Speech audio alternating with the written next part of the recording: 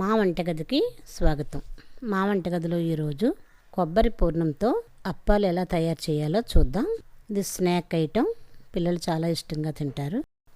ముందుగా పాన్ పెట్టుకొని దానిలో 2 టేబుల్ స్పూన్లు నెయ్యి వేద్దాం.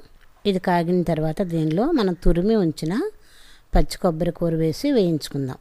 ఇది కాస్త వేగిన తర్వాత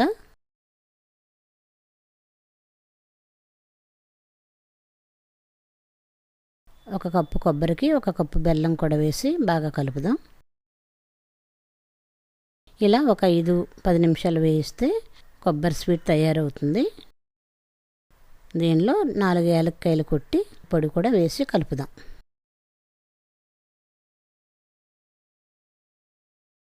ఇప్పుడు దీన్ని పక్కన పెట్టి ఒక బౌల్లో తీసుకొని చల్లారనిద్దాం. ఇది అలా రెడీ చేసిన కొబ్బరి మిశ్రమం. అదే పాన్ పెట్టి 1 గ్లాసు నీళ్లు పోసి గ్లాసున్నర పాలు కూడా పోసి మరగనిద్దాం. ఇలా మరిగిన దానిలో 1 కప్పు బియ్యం పిండి వేసి ఈ పాలు నీళ్లతో కలిసి ఉడికించుకుందాం.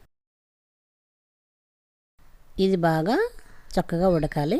ఇలా ముద్దలా ఉడికిన తర్వాత స్టవ్ ఆఫ్ చేసుకొని దీన్ని పక్కన పెట్టుకుందాం. ఇది అలా ఉడికించిన బియ్యం పిండి మిశ్రమం చల్లారిన తర్వాత దీన్ని ఒక బౌల్లో తీసుకుందాం. ఇప్పుడు ఇలా ఉడికించిన ఈ బియ్యం పిండి మిశ్రమాన్ని ముందుగా రెడీ చేసుకున్న కొబ్బరి మిశ్రమాన్ని చిన్న చిన్న ఉండలుగా చేసి ఒక ప్లేట్లో పెట్టుకుందాం.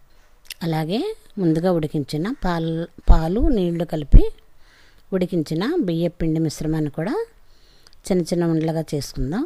ఇప్పుడు ఇలా తయారు చేసిన బియ్యం పిండి ఉడికించిన బియ్యం పిండితో ఇలా రౌండ్గా ఉండలా చేసి దీన్ని వెడల్పుగా ఒత్తుదాం.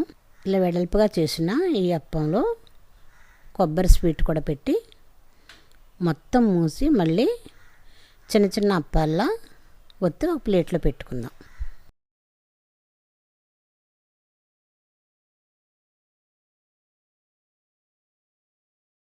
ఇలా చక్కగా రౌండ్గా కొబ్బరి మిశ్రమం కనిపించకుండా బియ్యం పిండితో రౌండ్గా ఒత్తి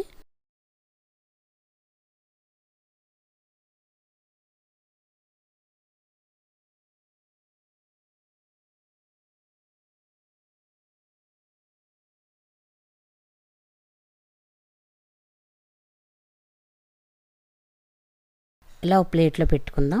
ఇప్పుడు స్టవ్ పై ఆయిల్ వేడి చేసుకొని మనం ముందుగా తయారు చేసుకున్న కొబ్బరి పూర్ణంతో రెడీ చేసిన ఈ అప్పాలను నూనెలో వేసి 2 వైపులా దోరగా వేయించుకుందాం.